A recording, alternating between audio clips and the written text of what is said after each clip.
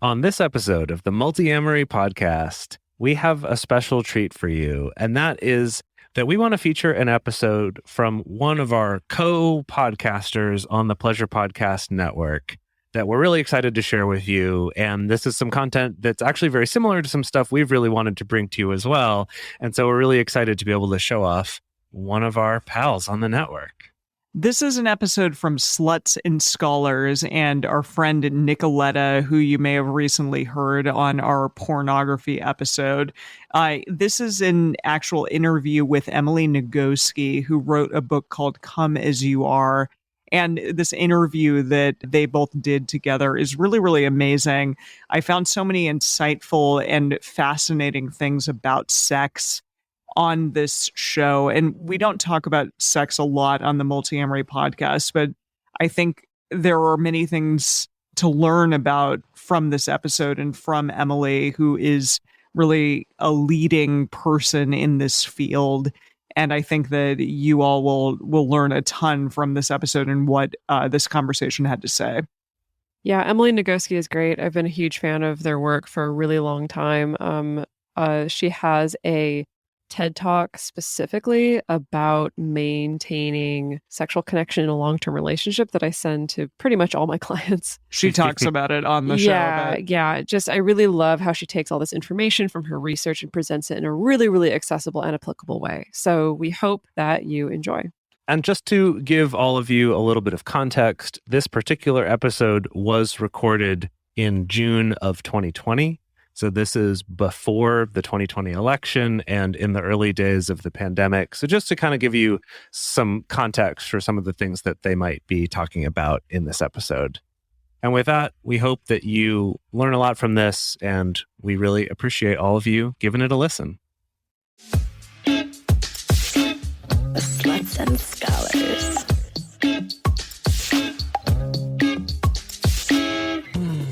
You are listening to a Pleasure Podcast. For more from our Sex Podcast Collective, visit pleasurepodcasts.com. Thanks for tuning in. Sluts and Scholars is a sex-positive, shame-free educational podcast where we try to help you talk smart and fuck smarter. While we love to give advice and resources, please note that this podcast or any emails from us are not intended to be therapy or a replacement for therapy.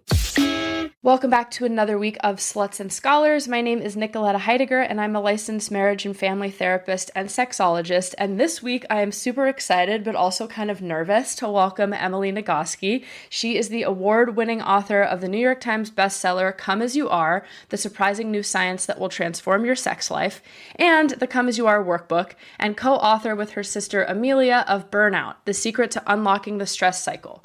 She began her work as a sex educator at the University of Delaware, where she volunteered as a peer sex educator while studying psychology with a minor in cognitive science and philosophy. She then went on to earn a Master's of Science in Counseling and a PhD in Health Behavior from both Indiana University, with clinical and research training at the famous Kinsey Institute.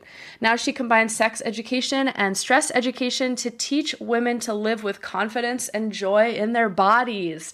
What a bomb-ass bio that you wrote. Welcome. Thanks. I already said this before we started recording, but it's such an honor to have you here. And we've been trying to schedule this for so long, and I'm just so honored to have you here because you've been such a key component of a lot of the work I do with my clients. That is delightful to hear. Writing a book is terrible. Like, it's really hard. And it is genuinely affirming to have gone through that experience and know that now it is really making a difference in people's lives. So truly, thank you for saying that.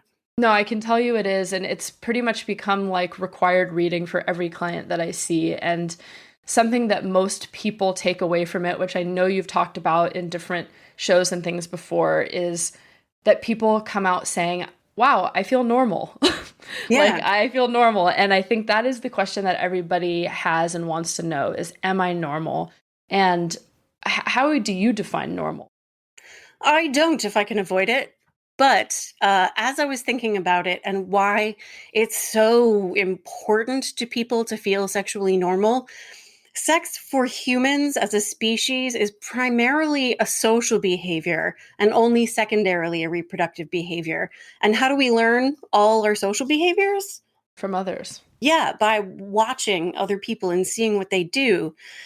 So we can check. By watching other people, we can see if we're doing it right. But because sex is very often quite a private behavior, we never know. We don't have someone else to check against to see if we're doing it right.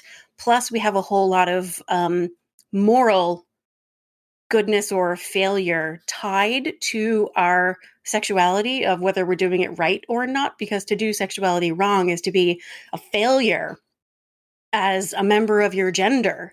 It's to fail your partner. It's to be, nobody wants to be like just okay. When they say normal, they do not mean average or typical.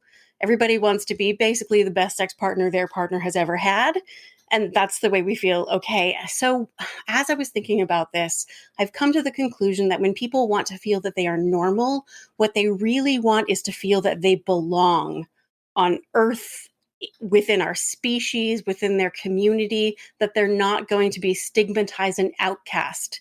As this massively social species that uses sex as a social behavior, failure at sex means ostracization from our communities, and we're never quite sure if we are failing and risking isolation.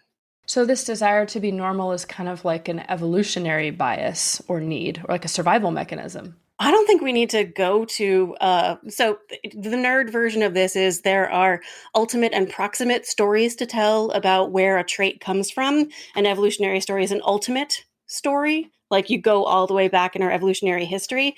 And the general rule of thumb is use the closest, most proximal story you can to account for something. If you don't have to go to evolution, don't. And I think we really don't have to go to evolution for this one. It's just like the density and intensity of our social connections, the importance and power of social connection for our species is as far as we need to go to understand why it's so important for people to aspire to a feeling of belonging. That's so tough because I feel like the social learning that we have now is based on really false assumptions because we only really see, like you said, a small window into people's lives and with social media. And so usually when I have a couple come in, they'll often say like, we're not having any sex. Everyone is having so much more sex than we are. What's a normal amount of time for couples to have sex? Oh, that question. And I'll say, well, like, how often are you? And firstly, how do you define sex? But then how often are you engaging in, this erotic play? And they'll be like, oh, every other day or like twice a week. And I'm like, that's a lot. Like, what? So when people ask what is a normal amount of time for couples to have sex, they seem to have this skewed view that people are having a lot of sex all the time. And that's what defines a good relationship. As a person who adores the research, the statistic exists, the number exists, how frequently people have sex on average. And the way researchers get that number is, you ask 1,000 people, how often do you have sex, whatever sex means to you. And you take everybody's answers, add them together and divide them by the number of people who responded. And then you've got the average number. And it is impossible to say a number like that out loud to people and have them not compare themselves to that number and decide whether they are adequate or not based on where they fall relative to that number. Yeah. But that 1,000 people who answered the question from which we got this number, does any of their sex lives have anything to do with your sexuality, your body, your relationship? Like, is it relevant in any way to your decision-making around your own sexual choices? I want to say no, but how do we convince people that it doesn't matter and it's not relevant? Yeah, there is no convincing to do. People just have to have that click moment for themselves to recognize even that they are making that comparison and having the realization that we can't measure whether we're sexually normal or adequate based on how we compare to other people. The only way to tell whether we're doing it right is whether or not we like what we're doing. I made a shortcut for this. Did you know that people remember what you say more if it rhymes? Really? Yes, they remember it better and they believe it more. So I made it rhyme. You ready? Yes, I'm ready. Pleasure is the measure. Pleasure is the measure of sexual well-being. It's not how often you do it, who you do it with, how many people you do it, what position, how many orgasms you have. Nothing like that. It's whether or not you like the sex you are having. That is how you can tell whether or not there's a problem in your sex life. Yeah, I think I watched a TED Talk that you had done where it was talking about, what do kind of, I don't want to misquote, but like long-term successful couples have in common. And it wasn't frequency of sex. It was having pleasurable sex or sex worth having. Mm-hmm. Yeah. So this is great timing, actually, because Peggy Kleinplotz's new book. Yes, I think that's where I met you, is her talk. Yes. At ASECT. The book she was in the process of writing when we were at that pre-con just was published. The title is Magnificent Sex. It's co-authored with Dana Maynard, and it is revolutionary. What Peggy has done, as you know, is interview dozens of people. Her team interviewed dozens of people who self-identify as having extraordinary sex lives. So she wanted to know, like, what does extraordinary sex look like and feel like, and what counts as extraordinary sex for these people who self-identify that way, and how do they get there? And one of the favorite things that I learned from that pre-con is that the first thing that people say when they're asked, so how did you become a person who has extraordinary sex? They just had to unlearn everything they had ever learned before, not just about sex, but about bodies and gender and safety and love and like what it means to connect. They just had to start from scratch. And instead of assessing whether or not they were doing sex based on some script or external standard, they figured out what felt good for them. They turned inside instead of looking outside for guidance and wisdom. So what do you think of folks who are maybe just measuring it based on frequency? I think there is almost no way to escape feeling a sense of failure and ultimately despair if you do it that way. Yeah, I mean, I guess I could compare it to like eating in quarantine. Like, I feel very privileged to have enough food to eat, but it's almost like none of it feels like enough because maybe it's not the quality food that I want to be eating.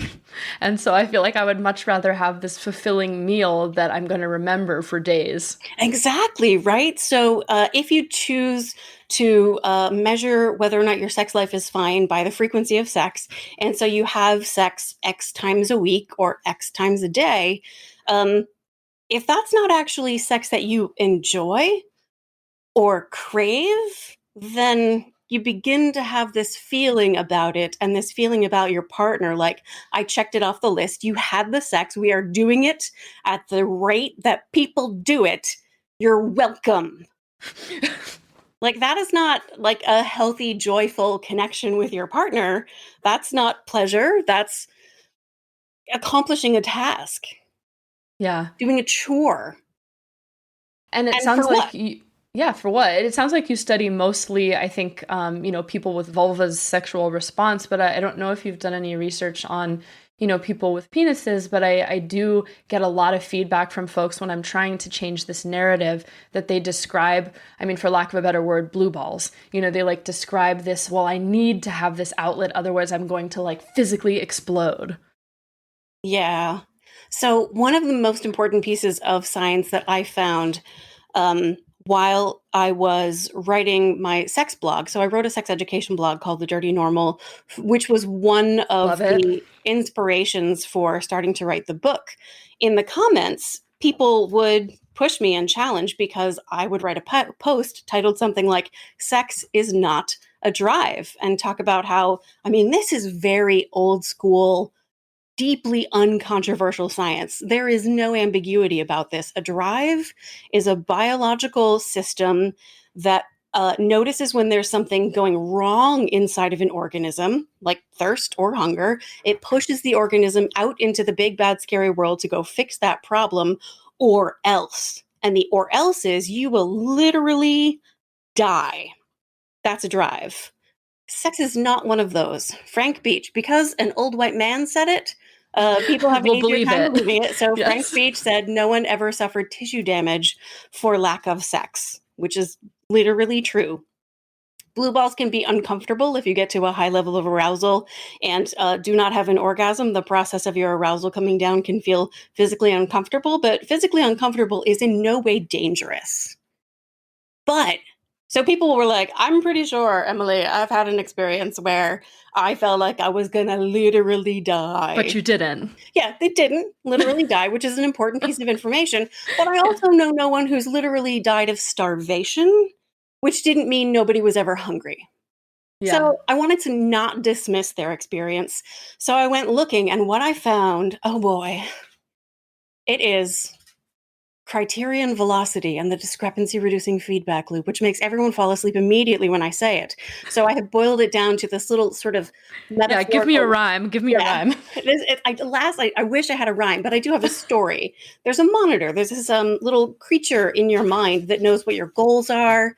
It knows how much progress you're making toward the goal, and it's aware of how much effort you're investing toward achieving that goal. So it's keeping this constant ratio of effort to progress, right? And it happens to have quite a strong opinion about what the right amount of effort to progress ratio should be. And if you are putting in just a little bit of effort and making just like tons of progress, easily achieving your goals, that feels delightful. It feels motivating. Yeah, work smart, not hard. Right.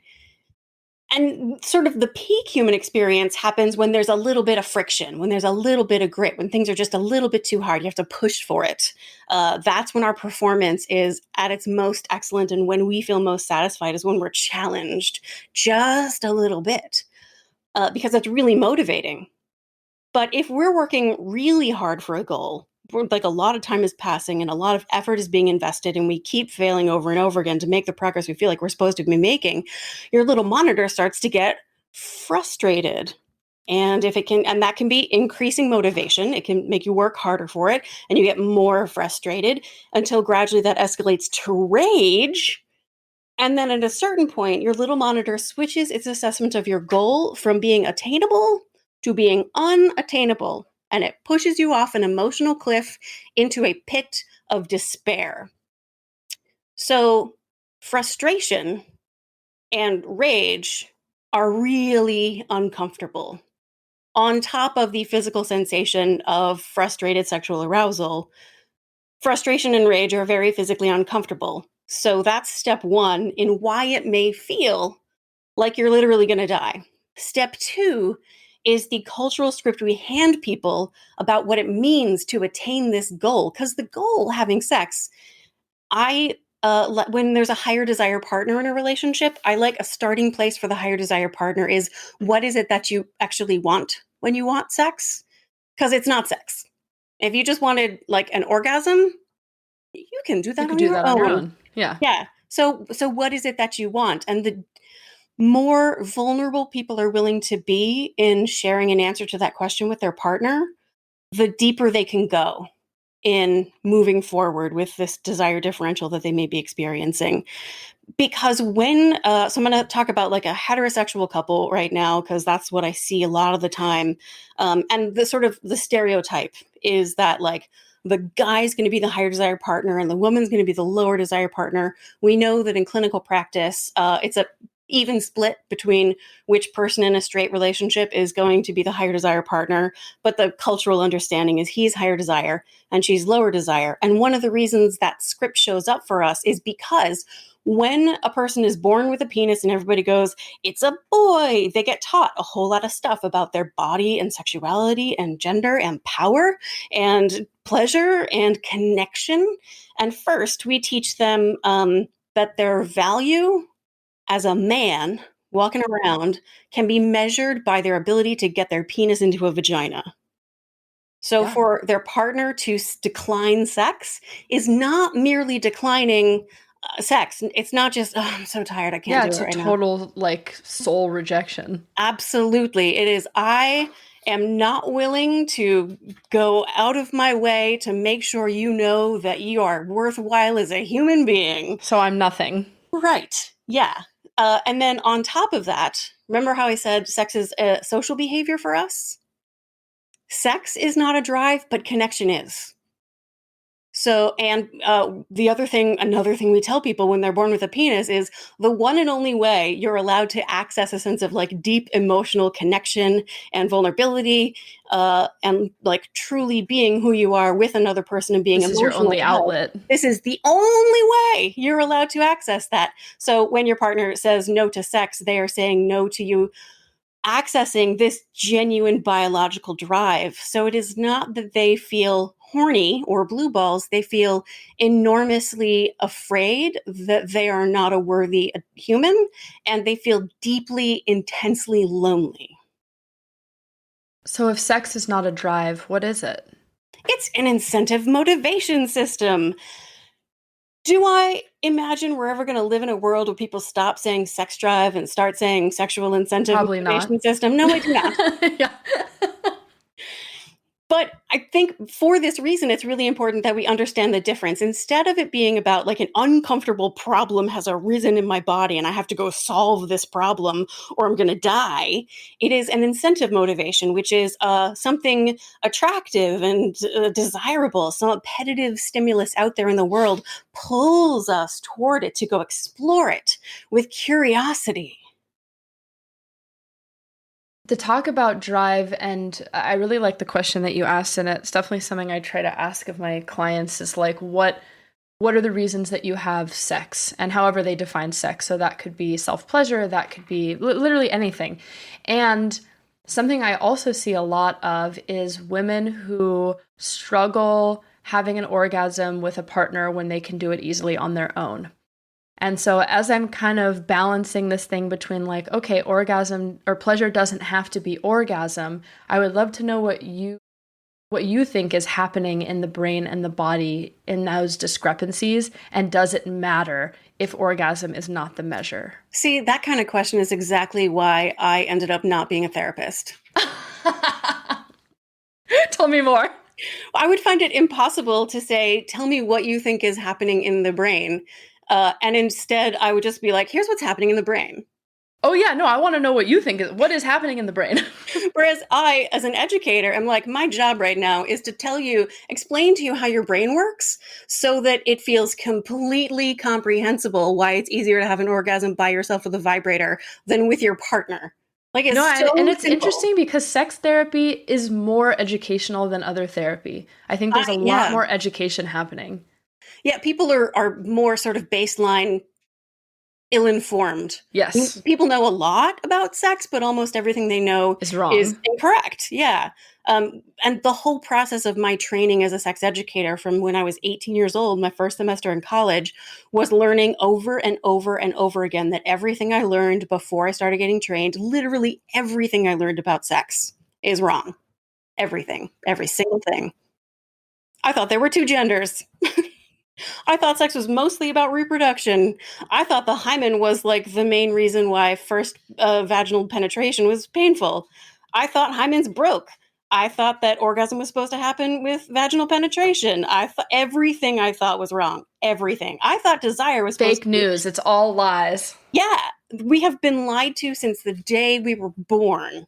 And we've been lied to about a topic to which big pieces of our identity are tied. All right, well, don't sugarcoat it. Don't lie to me, but tell me what is happening in the body and the brain scientifically to show why it's easier to have an orgasm by yourself than it is with another person. Yeah, piece of cake. The mechanism in your brain that controls sexual response is the dual control mechanism. This is the dual control model. If it's called the dual control model, how many parts does it have? 2, Professor. Yes. I mean, this is like, I feel like this is the model that you're most famous for really promoting. Yeah, and the reason I put it in Come As You Are is because it was originally created by Eric Janssen and John Bancroft. John Bancroft was one of my clinical supervisors in my master's degree, and Eric Janssen was one of my dissertation chairs in my doctoral work. So I am like the daughter of the dual control model. And it is an honor and a privilege. Yeah, I remember the day that John taught the whole sort of sex therapy practice about the dual control model, this thing they were just working on in 1999. The first article had just been published. And I felt like my skull had been cracked open. My brain was just like dribbled out all over the floor. And then the pieces got put back in better. And I have never been the same since. Just See, everything. To me, you are the real, like, this is what it should be called, to be a daughter of the American Revolution. Right. Oh, please let the revolution be actually about gender equality and bodily autonomy and sexual pleasure. Oh my God, that'd be amazing. Well, yours is, and well, yeah, let's hear it. I mean, it sounds like awesome work. Okay, so dual control model. Why is it easy to understand? Why it might be easier to orgasm from a vibrator by yourself than with a partner?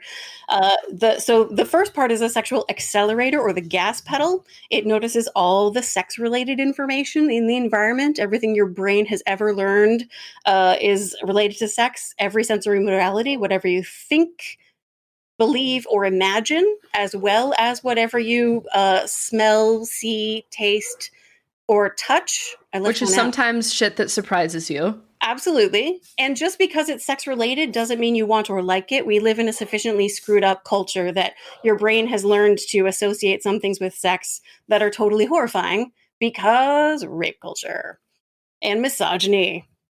So your brain just sends the turn on signal that we're familiar with, and it functions all the time at a low level. The fact that you and I are here talking about sex is a little bit sex related. So you have a little bit of turn on signal being sent.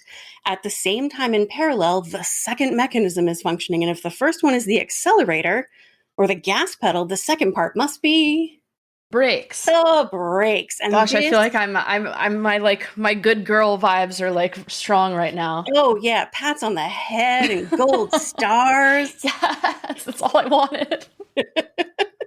Trust me, I understand that impulse. I recently had a Skype conversation with Eric Janssen. We were just checking in. He's in Belgium now. And we were talking about my opinion about some research I had been reading that was really recently done. And I felt really critical of it. And I very hesitatingly was like, I understand the value of this work. And here's this missing piece that I just feel like is really important. So I can't put these results anywhere in my framework because it's missing this. And I'm like, pins and needles worried about having this critique of these researchers whose work I love. And he's like, I absolutely agree.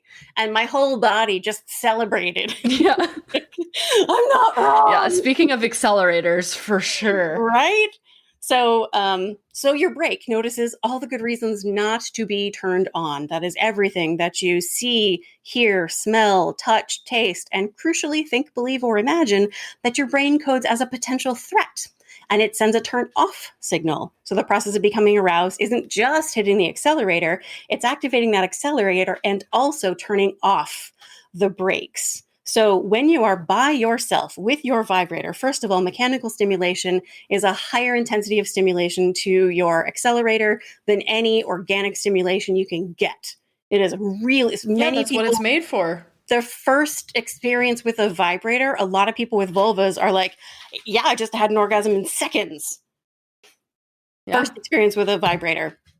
And at the same time, you also are not activating the brakes with things like being concerned about making sure your partner's needs are met and making sure their expectations are being met and making sure. How do I look? How long am I taking? Like, is the cottage cheese on the back of my thighs showing? Is my facial expression good? Am I making too much noise? Am I making not enough noise?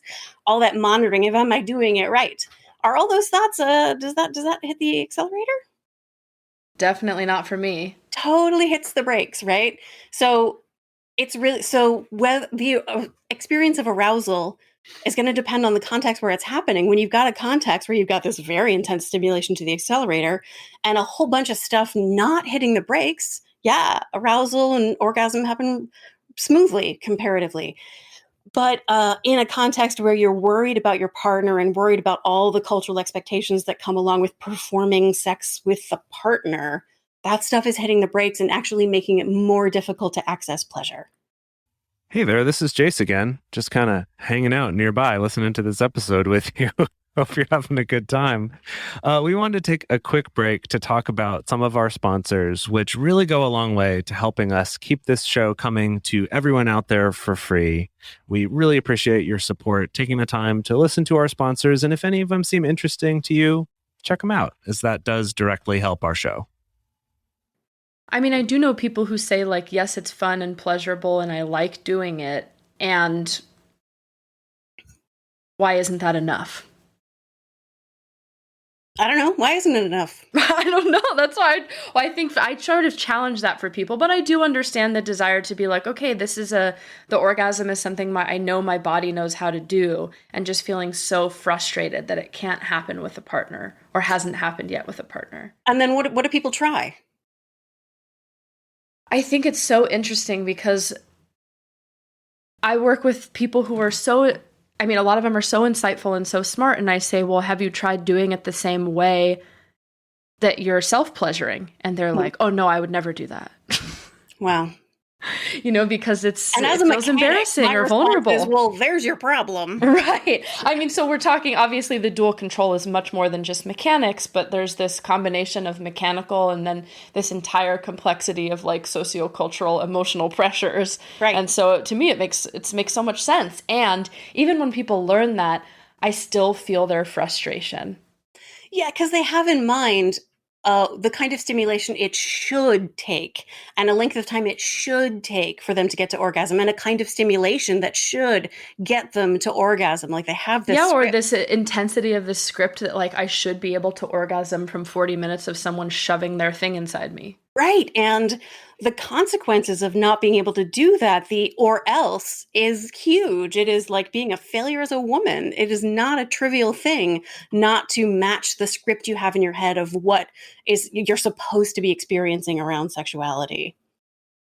I mean, I want people to read your book, and I know you have some great worksheets online that I often have clients do, but one of them is like turning off the offs. And so it's not easy enough just to tell someone, okay, well, just relax. When someone tells me to relax or calm down, I want to flip the fucking table over. Yeah, so it's like a great way to stress a person out. Yeah, exactly. So like, what are some of the actual ways to start practicing turning off the offs or even knowing what they are? Yeah, first thing is figuring out what those things are. Yeah. And some people just have to think about it and they instantly know. And many of the things they list will be things that activate stress in their bodies. There are stressors in the world that activate stress in your body. Even in Peggy Kleinplatz's research, laundry shows up a lot as a thing that's a mood killer that shuts things down. Dishes. Knowing that stuff is done, like releases. And if you think about it in terms of a little monitor, right? Like those are projects with a beginning, a middle, and an end. And until you've gotten to the end of it, some part of you is still monitoring like where you are in that project of dishes and laundry, right? So if you get to bed and like there's still dishes in the sink, I literally had this experience. I was at a romance writers conference and in the elevator, I heard two readers saying, I mean, these scenes where couples are like literally running away from like the mafia and being shot at and they're hiding and they have sex. I can't even have an orgasm if there's still a dish in the sink. That's true. I do know some people who are like actually hornier during this like COVID crisis because they do get turned on by stress, but that seems to be a smaller percentage. Yeah, it's about 10 to 20% actually. There are some people for whom stress hits the accelerator instead of hitting the brakes. It doesn't necessarily mean they experience more pleasure, but they do experience more sort of spontaneous arousal for sex. Yeah, it just happens. For some people, their brains are wired in a way where the activation of stress also activates sex. Well, I wonder if that's just an activation of like the nervous system, because sometimes people think that they are turned on or having desire because they're having a physical response. Yeah, the best available evidence is basically this cross-wiring story. It's called spreading activation is the technical term for it, where the activation of the stress response spreads to sexuality and ends up activating sexual response. But one of the things we know when you study the mesolimbic cortex is that pleasure, arousal, and desire are 3 separable systems in the brain.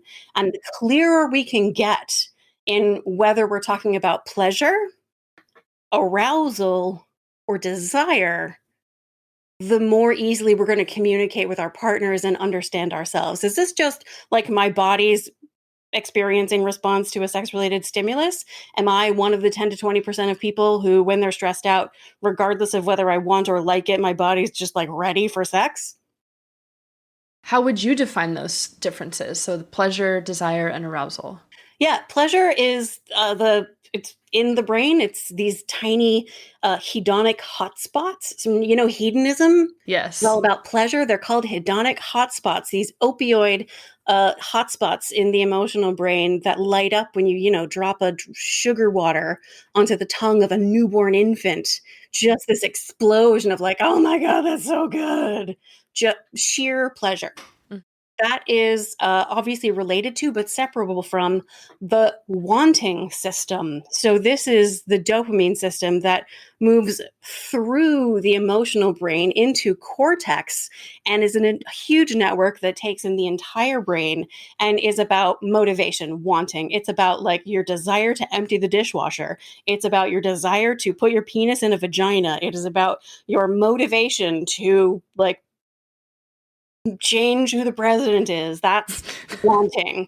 And sometimes wanting feels good, and sometimes wanting does not feel good. But desire and pleasure are not the same thing. And it makes me a little bananas to hear people treat them as though they are identical, especially because we live in a culture that absolutely prioritizes desire. We want to want so desperately. And the thing is, for example, in the couples who sustain a strong sexual connection over multiple decades, desire is not a characteristic of the satisfying sex they have.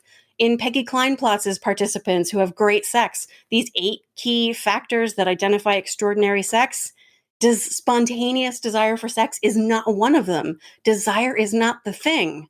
Pleasure is the thing. Do you like the sex you are having? I learned this great analogy from a sex therapist named Christine Hyde in New Jersey. She tells her clients to imagine like your best friend invites you to a party. You say yes, because it's your best friend and it's a party. But then as the date approaches, you start thinking, traffic's going to be really heavy. Yeah, that might not be so fun. What am I going to wear? Yeah, like, am I even going to want to put on my party clothes on a Saturday night? But you said you would go, so you put on the party clothes and you show up to the party. And what happens? Hopefully you have a good time. Hopefully you have fun at the party. If you're having fun at the party, you are doing it right. And if you are not having fun at the party, there is no amount of looking forward to that party that will make that party worth attending. So Peggy, and one of like the key sentences that I have learned from Peggy is this question of what kind of sex is worth wanting. Yeah, I love that approach of hers. And I mean, this really makes me think of what happens when we lose the quote unquote fireworks. Because as you were describing, like the first drop of sugar on my tongue as a baby, I was like, how exciting. And then, if I have that snack every day, it's not that exciting anymore. And I think a quote that I really love that I heard from you in a talk was that you can't want or desire what you already have. Right. The wanting is about crossing a distance, about pursuit. Yeah. So like, what do we do when that initial wanting and that excitement from the beginning is gone? And it feels like such a grief process. Yes. There is a grieving process of letting go of the whole model of desire as the center of your definition of sexual well-being. We have all been lied to our entire lives, and to reckon with that does entail a lot of grief, as well as a lot of celebration, because when you let go of that model, you create space for what's actually true about the way sex works in a long-term relationship, which is pleasure-oriented instead. So what you do is you recognize that there is nothing that you have lost that is worth mourning just in the fact that spontaneous desire, that hot and heavy fallen in love feeling of sexuality, is not what characterizes your sexual connection most of the time anymore. That is not the thing that mattered. Do you still like the sex you're having? You are doing it right. Yeah. So I do wonder, like, what's the difference between just a normal lessening of desire after time and instead being pleasure focused versus a sign that, like, there's an issue in the connection? I have found that people are really good at answering that question. Do you find that also? Like, people, like, you know, you give the party analogy, or you talk about, like, but do you like the sex you are having, or what kind of sex is worth wanting, or what is it that you want when you want sex? People are pretty good at recognizing when there is a hollow, like, dry socket, painful place in their sex life, when it's not just, I don't have spontaneous desire, but when we have the sex, it's really great and I'm glad we do it, versus I don't want the sex, and when we do it, I dread it, and I feel frustrated and neglected, and like, you're not really showing up and listening to me. Like, people know the difference between sex they like and sex that is just checking off a box or performing to someone else's expectations, or just getting it over with. One of the problems that a lot of people, there's a mess in the way we communicate about this idea, the sort of, like, people hear it as, just do it. Just go ahead and do it. And I do not mean just do it. I mean, only do things you like. Never do anything that doesn't bring you pleasure. And if you don't like it, that's the problem you solve. Yeah. How do you have sex that's worth having? Right. So do you think that there's hope for folks who aren't liking the sex that they're having and aren't wanting to have it? Oh, totally. Absolutely. I know for sure there is. Yeah. I think so too. And there are some people who just sort of say, oh, well, there's no chemistry. Yeah, I know. Yeah, it's so desperately sad to me when I hear something like that. And I'm not going to say there's no such thing as just like a basic, like, it's not there. Incompatibility, yeah. Sometimes that's what's happening. A lot of times it is way more complex than that. And if people could fight their way through all the wrong things they have always believed about sex and all the wrong things they have always believed about bodies and gender, they would absolutely be able to find their way back to each other in a more intense and powerful way than they were ever before connected. Oh, fuck, you have so many good sound bites. Like, everything you're saying is just, like, really speaking to me. See, when I say something like that, I like, that sentence sounds very meaningful, and I know it is so much harder than just, like, you can find your way back to each other. It is, because you have to... Oh, yeah, it's a lot of fucking work. Like, you have to be able to communicate your resentment over, you know, a decade of frustration about God knows what in a relationship. Yeah, you have to undo your old narratives. You have to be Right. able to say what you want and actually voice it. You have to know what you want. You have to practice saying it out loud in a vulnerable way. Like, it's a lot of work. And then you have to listen to your partner's needs and desires. Oh, gross. My God. And do it in, like, a non-judgmental, welcoming way. Yeah, even if yours aren't lining up. Yeah, you have to, like, notice all the ways your previous false beliefs have had a negative impact on your partner over the years, and grieve about that together. Yikes, that is some big emotional work. Well, I can see why a lot of people just say, okay, on to the next one, and then they get their next fix of desire, and then the same shit happens all over again. I actually talked to someone this year who was in sex therapy with their partner, and the trouble was they were not having any sex, and he was masturbating to porn every day. And they got to a place where he had the insight. He understood what it would take for them to reconnect sexually. And he literally said, like, I don't want to. Nope. I don't have what it takes to do that work. I'm not going to do it. And they got a divorce. Yeah, no, I feel that. I have folks come in and I think they look at me and they're like, okay, please fix this for us. Mm. And then as we're getting into what it is going to take, it's fucking hard. Yeah. I mean, I'm in this field and it's hard to practice in my relationship. Yeah. Oh, me too. For sure. Like, I am also locked in quarantine with my marital euphemism, who is also like my best friend who helps me with everything I do. Like, and like, we also like look at each other like, you again. I feel that this is work that we all have to do. And just imagine that if, Emily and I are struggling with this, if you're out there listening, like, you're obviously struggling with this. Yeah. We teach other people how to do it for a living, which is how we know how extremely hard it is. But it's also worth it, I think. Yeah. Like the payoff when you can do it, when you can so in the book and in that TEDx talk you mentioned, I use this really silly metaphor of hedgehogs. That every difficult feeling you have and that your partner has is this little sleepy hedgehog that's like on the bed. So make it cute. Yeah. And to make it non-threatening, but you want it to stay sleepy so that it doesn't stick out its little quills and hurt somebody. So, and if your bed is covered with these sleepy hedgehogs, like no wonder you cannot connect with each other sexually. It's like when the dog sleeps in the middle of the bed.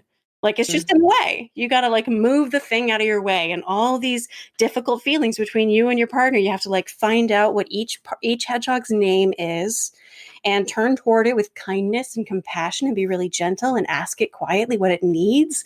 And then get your partner's help in meeting the needs of that difficult feeling so that you can set it free together. Not to oversimplify it, but on top of that, it just made me think that animals are such huge cock blocks in relationships. And they love watching people have sex. Yeah. So I do not mind. If our dog is watching, it totally does not bother me. Yeah, get used to it. But if they're jumping up on the bed and trying to lick your nipple while you're in the middle of it, that happened to me. It's maybe not ideal. Yeah, people vary so much in what hits their accelerator and what activates their brakes, and that is just maybe your dog licking your nipple does hit your accelerator. Maybe you find it exciting. That's fine. I find it totally neutral. It doesn't hit the brakes, doesn't interrupt. It's just a thing that happens at the same time. It's like I can hear the dishwasher running downstairs, and that's a thing that's happening, but it doesn't hit the accelerator. And just acknowledge. My friend who was recently on the podcast said that her thing with the animals is she just has to be louder than they are. So if they're outside the door and they're squeaking and trying to get in, she says she just makes her sex noises louder. Well, there you go. Yeah, so give that a try. But as we start to wrap up, which I'm so sad about, I want everyone to know about some of the other stuff you're doing. And I know you are also doing a podcast with your sister. Tell me a little bit about that so people can listen to you spout out this wonderfulness more. Sure. It's called the Feminist Survival Project 2020. Back in September of 2019. Remember 2019? No. Right? So back in September of 2019, I looked forward and I recognized that 2020 was going to be a horror show for anybody who believes that being a woman is neither a medical condition nor a moral failing, which is how I define feminist. So I wanted to create a podcast specifically to get us through election day, basically. Each week talking about managing our stress, coping and tolerating. And I know there's a lot of terrible things on the news. I had no idea that the news would be this terrible. Yeah, you were predicting a shitstorm, but it's definitely But it turned out to be a diarrhea storm. Yeah. Yeah. Wow. The Feminist Survival Project became much more literal than I intended it to be. Yeah. And I make it with my sister because in burnout, the moral of the story is that the cure for burnout is not self-care. It is all of us caring for each other. We have to turn toward each other's difficult feelings with kindness and compassion. So it only makes sense to make a supportive feminist podcast with someone else with whom I can connect emotionally. And since I wrote the book with Amelia, she was like, let's do this. So we began it in the first week of November of 2019, and we will complete it in the first week of November 2020, come what may. And, yes. And the purpose of it is to help people get through. Amelia is very different from me, even though she is my identical twin. She is a professional musician. She's a choral conductor. Oh, interesting. And she reads a lot of science fiction. So her point of view is pretty different from mine. One of the great things about having a professional musician on your podcast is they can write songs and perform those songs, original songs, on the podcast. Yes. So a lot of episodes, like the darker the episode, the more we try to make sure there is a song at the end of it. So I love that. the Bikini Industrial Complex, which is about like fat shaming and all the ways that women's bodies are judged, and we're taught to treat our bodies as the enemy. Like, that's a very difficult episode, and one of Amelia's best songs is at the end of that episode. This is so good. This is like new age feminist Weird Al. Yeah, totally. Wow, I love it. I can't wait to listen. It sounds amazing. I wish I had a musician on my podcast. Just be born with one on the same day. I'll try that for next time around. That's how I did it. I don't see why it wouldn't work for everybody. Actually, total side note, I'll have to connect you to one of my colleagues in my doctoral program, because she is doing her dissertation on the sexualization of twins. Oh, fascinating. Yes. And so gross. Yeah, like, but it's super, this interesting thing of being like two female twins and how it's been sexualized is like, oh, twins, but then all other incest is, seen as bad. It's just so interesting. Yeah. Like, there, as a sex educator, I have gone through like all the sexual attitude reassessment, and so you've seen all the things, like everything. And like, I don't have almost any disgust triggers anymore. Like, even literally the dog jumping onto the bed while you're like, sex. I'm neutral. Like my I'm totally dog. Neutral. That's fine. But like, when you mention sexualization of twins, I have a visceral response to that, because it is literal incest that you're talking about with regard to me. And like, no. Yeah. So it's always interesting to bump up against those walls to remember, like, oh yeah, there's some stuff that like triggers. It's hard to find nowadays, but it's always a little bit like, even though it's uncomfortable, I'm like, oh, that's cool. Like, one thing that makes me uncomfortable. Yeah. It's good to know that they're there and that I can recognize it when it happens, because it doesn't happen very often. Right. Well, on that note, I am happy to be someone to make you feel uncomfortable. But I hope that the rest of the podcast was comfortable. I'm so happy that you joined. How can folks, in addition to the podcast, how can folks find what you're doing and check out and stay up to date on all your cool projects? Yeah, the podcast website is just feministsurvivalproject.com. And for social media, I'm not doing a lot of social media. It's part of my feminist survival for 2020. But I am on Instagram, and I am mostly posting pictures of my adorable dogs. And if you want to follow what I'm doing at Sluts and Scholars, also not doing a lot of it right now, but you can follow me on Instagram at Sluts and Scholars, on Twitter at Sluts Scholars. And if you have questions or need to get connected with some resources, you can email me at slutsandscholars@gmail.com. Thanks so much.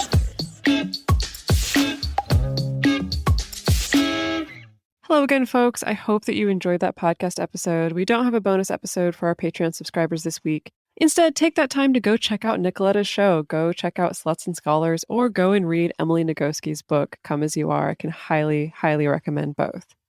The best place to share your thoughts with other listeners is on this episode's discussion thread in our private Facebook group or Discord chat.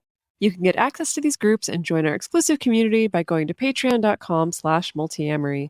In addition, you can share with us publicly on Twitter, Facebook, or Instagram. Multiamory is created and produced by Jase, Lindgren, Emily Matlack, and me, Dedeker Winston. Our episodes are edited by Mauricio Balvanetta. Our social media wizard is Will McMillan. Our production assistants are Rachel Shennework and Carson Collins. Our theme song is Forms I Know I Did by Josh and Anand from the Fractal Cave EP. The full transcript is available on this episode's page on multiamory.com.